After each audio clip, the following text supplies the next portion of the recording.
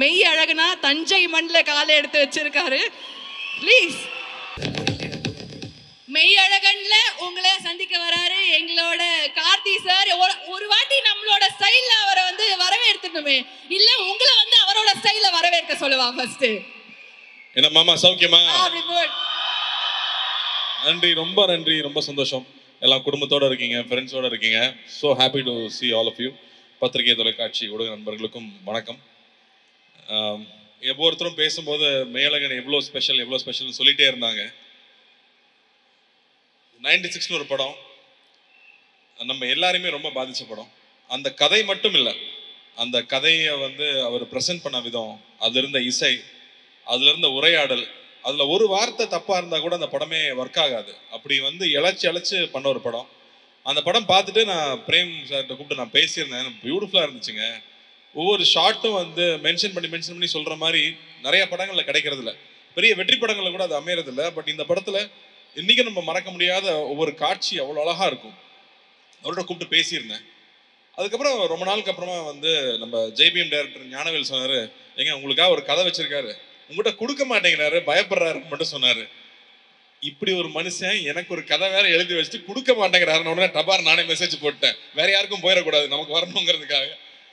So அவருக்கு message பண்ணி சொன்னேன், நம்ம மீட் பண்ணலாமா, எனக்கு இந்த கதை ரெடியாக இருந்தால் கொடுங்கன்னு சொன்னேன். அவர் வந்துட்டு ஒரு புக்கு கொண்டு வந்தாரு. இந்த புக்கை மட்டும் நீங்கள் படிச்சிருங்க அப்படின்னு சொன்னார். சரிங்க அண்ணா. இப்போ நடுவில் நீங்கள் வேற எதுவும் படம் பண்ணலையாண்ணா? 96 முடிச்சுட்டு 6 வருஷம் படம் பண்ணலைங்க அந்த மனுஷன். எப்படி இவங்க ஃப்ரெண்ட்ஸ் விட்டு வச்சாங்கன்னு தெரியல. வேற இல்லை ப்ரொடியூசர்ஸ் தான் எப்படி விட்டு வச்சாங்கன்னு தெரியல. பட் அதுதான் பிரேம். ஒரு பணம் புகழ் பின்னாடி ஓடுற ஆள் இல்லை. அந்த ஆர்ட்டுக்காகவும் அந்த எழுத்துக்காகவும் மட்டுமே இருக்கிற ஒரு அபூர்வ சில மனிதர்கள் இருப்பாங்களே, அந்த மாதிரி பொருட்காட்சியில் வைக்கிற பீஸ் இவர்.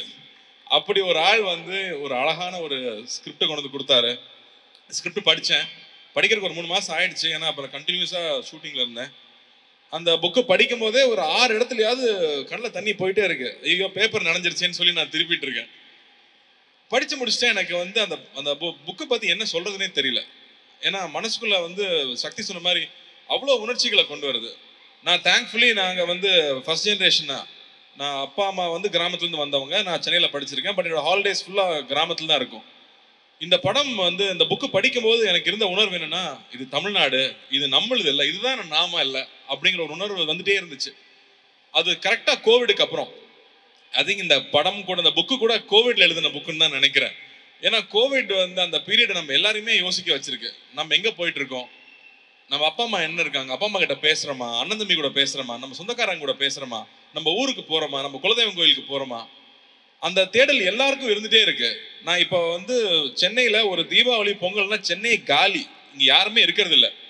டோல்கேட்டில் போய் நின்னோம்னா அத்தனை வண்டி நிற்குது. எல்லாரும் ஊருக்கு தான் போயிட்டு இருக்காங்க. எல்லாருக்குமே ஒரு தேடல் இருக்கு. நம்மளுடைய ரூட்ஸ் என்னவோ அதை விட்டுறக்கூடாதுங்கிற தேடல் இருக்கு. அதை மிக கச்சிதமாக கேப்சுலேட் பண்ணுற படமாக நான் மேலகன் பார்க்குறேன். அண்ட் இந்த படம் வந்து படம் பார்த்தவங்க ஒவ்வொருத்தராக வந்து பிஸ்னஸில் பார்க்குறாங்க, அப்ரிஷியேட் பண்ணுறாங்க. எப்படிங்க அந்த கதையை தேர்ந்தெடுத்தீங்கன்னாங்க, ஏன் இவ்வளோ கமர்ஷியலான ஒரு படம், இது ஏங்க நான் பண்ணக்கூடாது அப்படின்னு தான் சொன்னேன். ஆக்ஷனும் காதல் காட்சி மட்டுமே கமர்ஷியல் ஃபிலிம் கிடையாது இல்லையா? ஸோ அந்த மாதிரி இதில் வந்து அவ்வளோ அற்புதமான விஷயங்கள் இந்த இந்த படம் பேசுது. ஸோ அந்த வகையில் இந்த படம் எனக்கு கிடைச்சதுல ரொம்ப ரொம்ப சந்தோஷம். அதுக்கப்புறம் எங்கள் அண்ணன் மேட்ருக்கு வரேன். அவர் என்னமோ என்ன அண்ணன்ட்டார், அருண்சாமி சார். என்ன நினைச்சிட்டு இருக்கீங்க நீங்க? ஏன் சார் அதுல வேற வந்து இவ்வளவு பிரஸ் இருக்காங்க, கையெல்லாம் வச்சு மிரட்டுறாரு. ரொம்ப ஓவரா போயிட்டு இருக்கு, பயமா இருக்கு. அவர்கிட்ட வருவோம்.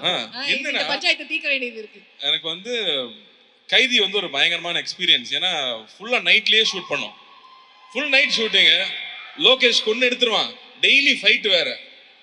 இந்த படத்துல வந்து மறுபடியும் ஃபுல் நைட் ஷூட்டிங். ஆனா நல்லபடியா ஒரு ஃபைட்டு கிடையாது படத்துல. அதனால ஃபைட்லாம் எதிர்பார்த்து வந்துடாதீங்க. ஆனால் அந்த ஒவ்வொரு நைட்லையும் அருண்சாமி சார் கூட உட்காந்து நாங்கள் பேசிட்டு இருந்த விஷயங்களாகட்டும், ஏன்னா அவரே பேசிட்டு இருந்தார், நான் கேட்டுருந்தேன்னு சொன்னால் அவர் கோவப்படுவார். நாங்கள் 2 பேரும் சேர்ந்து பேசிட்டு இருந்தோம். ராஜகிரண் சார்லாம் வந்து ஒரு கதையை ஓகே பண்ணுறதே அவ்வளோ பெரிய விஷயம். அவர் வந்து தம்பி இதெல்லாம் ரொம்ப ஸ்பெஷலான படம், இந்த படத்தில் இந்த கதை அதில் எழுத்துருக்கிற ஒரு விஷயமும் மிஸ் ஆகாமல் கொண்டு வந்து சேர்த்துட்டோம்னாலே போதும், அதான் பெரிய விஷயம்னாரு. ஸோ நானும் அருண்சாமி சார் நாங்கள் பேசும்போது இந்த சீன்ல இருக்கிற இந்த அழகு குறையாம நம்ம என்ன பண்ணிட முடியும், அதை ஒரு சின்ன பெசகு கூட மிஸ் பண்ணிடாம கொண்டு வந்து சேர்க்கணும் அப்படிங்கிறதான் ஐ திங்க் எங்களோட கான்வர்சேஷன் மோஸ்ட்டாக அதை பற்றியே இருக்கும். அண்ட் இன்னொரு விஷயம் வந்து அருண்சாமி சார் சொன்னது ரொம்ப ஆச்சரியமா இருந்தது. அவர் ஒரு வில்லேஜ் பாய் அப்படிங்கிறாரு. அவர் வில்லேஜ் பாய் மாதிரி அங்கே இருக்காரு.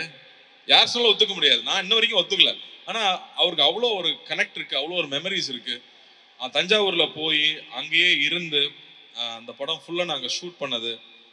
அந்த ஃபர்ஸ்ட் டே வந்து நான் கேட்டுட்டு இருந்தேன், எங்க தஞ்சாவூருக்குன்னு ஸ்லாங் இருக்கா அப்படின்னு கேட்டுட்டு இருந்தேன். இல்லைங்க, சுத்தமான தமிழ்னா தஞ்சாவூர்ல பேசுதான் சுத்தமான தமிழ். மற்ற எல்லா ஊர்லயும் ஆக்சென்ட் இருக்கும், பட் சுத்தமா கிளீனா இருக்குன்னு தஞ்சாவூர் தான் சொன்னாரு. அப்ப அங்க ஒரு தமிழ் டீச்சர் ஒருத்தங்க இருந்தாங்க, அவங்களை கூட்டிட்டு வந்து எங்களை விட்டாங்க. அவங்க வாப்பா அப்படின்னாங்க. ஓ, இதுதான் தஞ்சாவூரா, நான் அப்பவே புரிஞ்சுக்கிட்டேன் நான்.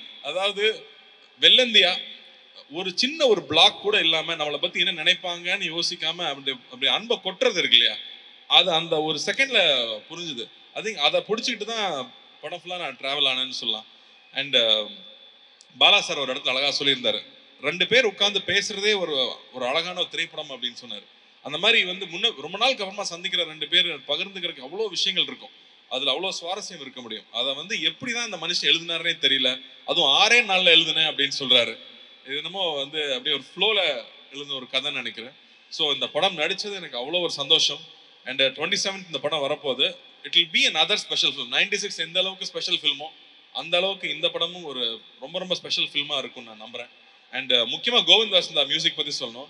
96 காதலே காதலே வந்து இன்னைக்கும் எல்லாரும் ஒய்ஃபுக்கும் லவருக்கும் வச்சிருக்கிற ரிங்டோன் வந்து காதலே காதலேன்னு அந்த பாட்டு தான் இருக்கு. அந்த மாதிரி அவன் ஊருக்கு போகும்போது இந்த படத்தோட பாட்டை கேட்டுட்டு போகாம இருக்க மாட்டாங்க. அண்ட் அகைன் கமல் சாருக்கு பெரிய நன்றி சொல்லணும். அவருடைய அந்த ஒரு லயன்ஸ் வாய்ஸ்ன்னு சொல்றதா, அவர் பாடி கொடுத்தது அந்த படத்துல வர ஒரு ரொம்ப முக்கியமான ஒரு கட்டம். அதுக்கு அவர் ஆட் பண்ண வேல்யூ வந்து கொஞ்சம் கொஞ்சம் கிடையாது. ஸோ கமல் சார், நம்ம உலக நாயகன் அவர்களுக்கு மறுபடியும் உங்க எல்லாரும் முன்னாடி நான் நன்றி சொல்லணும்னு நினைக்கிறேன். அண்ட் இந்த கதை அழகா வந்து சேரணும் அப்படிங்கும்போது 96ல இருக்கிற ஒவ்வொரு பொக்கிஷம், ஒவ்வொரு டெக்னீஷியனும் அப்படியே இந்த படத்துக்குள்ள வந்தது. மகி வந்ததாகட்டும், இல்லை கோவிந்த் வசந்தா வந்ததாகட்டும், எடிட்டர் ஆகட்டும், அவங்க அப்படியே இந்த படம் இந்த கதையே அவங்கள தேர்ந்தெடுத்துக்கிச்சு.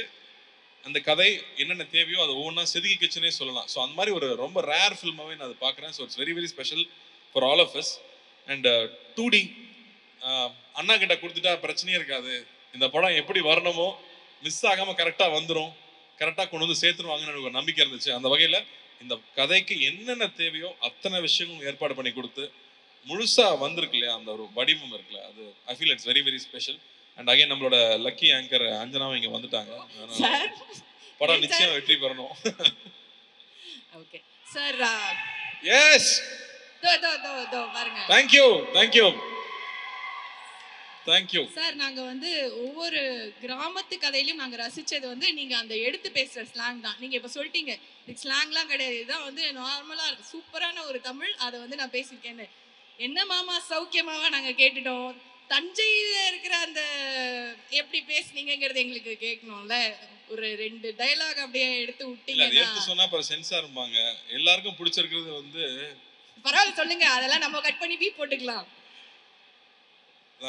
அத்தான் அத்தான் படம் ஃபுல்லா வந்து அருண்சாமி சார் அத்தான் அத்தான் பேசிய கொலை எடுத்துட்டேன் நான். அதுல ஒரு சீன்ல வந்து சாப்பிட்டுட்டு இருப்போம். அவர் பர்ஸ்ல நிறைய காசு இருக்கும். இவ்வளோ காசை யாராவது பேக்ல வைப்பாங்களா? பர்ஸ்ல தானே வைக்கணும். அவர் வேற சாப்பிட்டு இருக்காரு, அவர் எழுப்பணும். எப்படி எழுப்புறது? அதான் கொஞ்சம் சூத்தாம்பட்டியை தூக்குங்க அப்படின்னு சொல்லிட்டு பர்ஸ்ல வச்சு விடணும். அந்த வார்த்தை எனக்கே புதுசா இருந்துச்சு. இப்படிதான் பேசுவாங்களான்னு. இல்லை, எங்க ஊர்ல இப்படிதான் பேசுவாங்க அப்படின்னு சொன்னாங்க. ஸோ இந்த யதார்த்தம் இருக்கு இல்லையா, எந்த ஒரு ஸ்க்ரீன் இல்லாம ஃபில்டர் இல்லாம, நம்ம நோ ஃபில்டர்னு போடுவோம்ல ஹேஷ்டேக்ல, அந்த மாதிரி நோ ஃபில்டர் ஜோன்ல இருக்க ஒரு கேரக்டர். நம்ம ஊர்ல பொதுவா ரொம்ப நல்லவனா இருக்கிறவன், பாசமா இருக்கிறவனை வந்து ஏமாளின்னு சொல்லிடுவோம். ஆனா அந்த மாதிரி கேரக்டர்ஸ் அவர் கிரியேட் பண்ண கேரக்டர் வந்து மற்றவங்க என்ன சொன்னாலும் தன்னோட இயல்புல இருந்து மாறாம இருக்கிற கேரக்டர் இருக்கு இல்லையா. ஸோ அதுதான் அந்த கேரக்டர். அது ரொம்ப பியூட்டிஃபுல்லா எழுதியிருக்காரு அவரு. ஸோ அதுல அவருக்கு தான் எல்லா பெருமையும். Fits like a glove sir. Karthi sir அந்த மாதிரி தான்ங்கிற மாதிரி தான் நாங்கள் பார்த்துருக்கோம். இன்னும் ஒரு விஷயம் என்னன்னா, நம்ம டைரக்டர் சாருக்கு வந்து ஒரு அழகான ஒரு நாஸ்டாலஜிக் கனெக்ட் வந்து அந்த பாடல்கள் மூலியமா கொடுக்கறத 96லயே வந்து பார்த்தோம் இல்லையா. ஏன்னா அந்த ஒரு பாட்டு பாடின உடனே அப்படியே எல்லா ஃபீலிங்ஸும் கொட்டிட்டு வரும் அப்படிங்கிற மாதிரி வந்து ராஜா சார் பாடல்கள் வந்து யூஸ் பண்ணி இந்த படத்துலயும் அந்த மாதிரி நாங்க ஏதாவது எதிர்பார்க்கலாமா? ராஜா சார் மியூசிக் இல்லாம இவர் கதை எழுத மாட்டாருன்னு நினைக்கிறேன். இந்த படத்துலயும் அந்த மாதிரி ஒரு விஷயம் வச்சிருக்காரு. அது ரொம்ப அழகான ஒரு சிச்சுவேஷன்ல வரும். அதனால நீங்க அந்த படத்துல பார்த்தா நல்லா இருக்கும்னு நினைக்கிறேன். அண்ட் வந்து நான் கேட்டேன், ஏங்க இது வந்து அபவ் 35ல இருக்கவங்க எல்லாருக்கும் ரொம்ப பிடிக்கும், 20ஸ்ல இருக்கிற பசங்களுக்கு பிடிக்குமா? இந்த மாதிரி ஒரு நாஸ்டாலஜிக்கான ஒரு கதை பிடிக்குமான்னு கேட்டா, இல்லைங்க நான் ஃப்ரெண்ட்ஸுக்கிட்ட சின்ன சின்ன பசங்கிட்ட வந்து படிக்க ஆரம்பிச்சேன். அட பாவிகளா, நீங்க இவ்வளோ சந்தோஷமா வாழ்ந்துருக்கீங்களா? நான் எந்நேரமும் ஃபோனுக்குள்ளேயே இருக்கோம், எங்களுக்கு இந்த அவுட்டோர் லைஃபே தெரியல அப்படின்னு சொன்னாங்க. இந்த மாதிரி சொந்தங்கள் இருக்குன்னு தெரியலன்னு சொன்னாங்க. ஏன்னா இங்க எல்லாருமே சிங்கிள் சைல்டு ஆயிடுச்சு. ஸோ அப்போ அத்தை மாமா சித்தப்பாங்கிற அந்த சொந்தங்களும் இல்லாம போயிடுது, கசின்ஸுங்கிற விஷயமே இல்லாம போயிடுது இல்லையா? ஸோ அப்படி இருக்கும்போது அவங்களுக்குமே இது ரொம்ப புது எக்ஸ்பீரியன்ஸா இருக்கும்னு நான் நம்புறேன். ஓகே, ஸோ நம்ம எல்லாருக்குமே வந்து ரொம்ப அழகான ஒரு விஷயம் வந்து ஒரு தெரப்பி மாதிரி நாங்கள் போய் பார்க்கலாம்னு நினைக்கிறேன் சார் இந்த படத்தை. அண்ட் சரி, ஏதோ உங்களை ரொம்ப தொல்லை பண்ணுறேன்னு சொல்லிட்டே இருந்தார் அவரு, படத்தில் இருக்க மாதிரியே தொல்லை பண்ணுறேன். என்ன அப்படி தொல்லை பண்ணீங்க? என்னங்க, நைட் ஷூட்டிங் போயிட்டு வருவோம். நைட் ஷூட்டிங் போயிட்டு வெறும் வயிற்றுல தூங்க முடியுமா? தூங்க முடியாது. காலைல சாப்பிடணும். இவர் தூங்குறேன் பாரு. அப்புறம் காலைல எழுப்பி வாங்க சார் சாப்பிட போகலான்னு சொல்லி சாப்பிட்டு போய் தூங்க வச்சிருவேன். அதுக்கப்புறம் கரெக்டாக 1 மணிக்கு எனக்கு பஸ் வரும், அவர் தூங்கிட்டு இருப்பாரு. திரும்ப 1 மணிக்கு எழுப்பி வாங்க லஞ்சு கம்பெனி கொடுங்கன்னு கூட்டிட்டு போவேன். ஸோ இந்த மாதிரி சின்ன சின்ன தொல்லைகள் தான். 1 மணிக்கு ஒரு மனுஷனை தூக்கத்துலேருந்து எழுப்பிட்டு சாப்பிட்றதுக்கு அதுவும் அப்படின்ற இல்லைங்க, இந்த படத்தில் அட்வான்டேஜ் என்னன்னா சாங் ஃபைட் இந்த பிரச்சனை எல்லாம் இல்லை. ஸோ டயட்லாம் இருக்கணும்னு அவசியம் இல்லை. காரைக்குடியில் வேற தங்கியிருக்கோம், சாப்பாடுக்கு சொல்ல வேணுமா? அதனால 2 பேருமே ஃபூடிஸ், ரொம்ப என்ஜாய் பண்ணியிருக்கோம். மகி சொல்லிட்டு இருந்தார் இல்லையா, திண்டுக்கல்ல ஒரு ரெஸ்டாரண்ட் கூட்டிட்டு போனாரு, பேர் சொல்லலாம் இல்லை சார், பொன்ராம். காலையில் 8 மணிக்கு பிரியாணி சாப்பிட்ருக்கீங்களா? காலையில் 8 மணிக்கு பிரியாணி, அதாவது தம் திறந்த உடனே சார் கூட்டிட்டு போய் வாங்கி கொடுத்தாரு. நன்றி சார். நல்லா சாப்பிட்டுருக்கீங்க. நல்லா சாப்பிட்டு சந்தோஷமா, நாங்க சந்தோஷமா வேலை செஞ்சு தானே மக்கள் சந்தோஷமா படம் பார்க்க முடியும். அதனால நாங்க ரொம்ப ஹாப்பியாவே இருந்திருக்கோம். ஆனா நீங்க பிரியாணி சாப்பிட்ற அழகை நாங்க தான் அவ்வளோ பார்த்து ரசிச்சிருக்கோமே சார். அது 8 மணிக்கு பார்த்தா நல்லா தான் இருக்கும். சரி, ஓகே, ஒரே ஒரு விஷயம் தான், நீங்க மேல இருக்கீங்க அவர் கீழே இருக்காரு, இப்படி மாத்தி இருக்கும்போது நான் மாத்தி சப்போர்ட் பண்ணுவேன். இருந்தாலும் அவர் பக்கம் நியாயம்னு ஒண்ணு இருக்கும்ல, அதை கூப்பிட்டு தானே கேட்குறோம். சார் வாங்க சார், நீங்க மேல வாங்க சார் ப்ளீஸ். அட அட அட என்ன அழகா இருக்கு இதை பார்க்க அப்படிங்கிற மாதிரி இருக்கு எனக்கு இங்கிருந்து பார்க்க. கீழே நிறைய ஆக்ஷன்லயே சொல்லிட்டு இருந்தாங்க சார், நிறைய கம்ப்ளைண்ட்ஸ் இருக்கு போல இருக்கு சார்.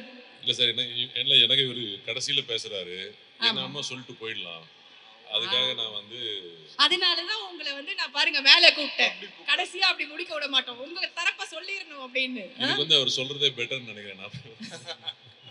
என்ன சார் இப்படி சொல்லிட்டீங்க? But it is so good to see both of you on screen. அது ஒரு மாதிரி ஒரு கலாட்டா, ஒரு மாதிரி அழகா, இந்த கெமிஸ்ட்ரி எல்லாம் ரொம்ப ஓவர் யூஸ் ஆயிடுச்சு சார். அது எப்படி சொல்றேன்னு தெரியல, ஒரு அந்யோன்யமா, ஒரு அன்பா, ஒரு பாசப்பிணைப்போ, ஒரு அந்த மாதிரி ஒரு குடும்பத்து கதையில பார்க்கும்போது அவ்வளோ அழகா இருக்கு. It was brilliant to watch you on screen and I'm sure இது ஒரு பெரிய திருவிழாவா எங்க எல்லாருக்குமே வந்து இருக்க போகுது. ஸோ மெய்யழகன் டீமை வந்து மேடைக்கு அழைக்கிறோம். Please join us on stage for a photo opportunity. Karthi sir, thank you. 2 பேரும் சேர்ந்து ஒரு வாட்டி கை காட்டினீங்கன்னா எப்படி இருக்கும் அப்படிங்கிற மாதிரி எனக்கு ஒரு ஃபீலிங்.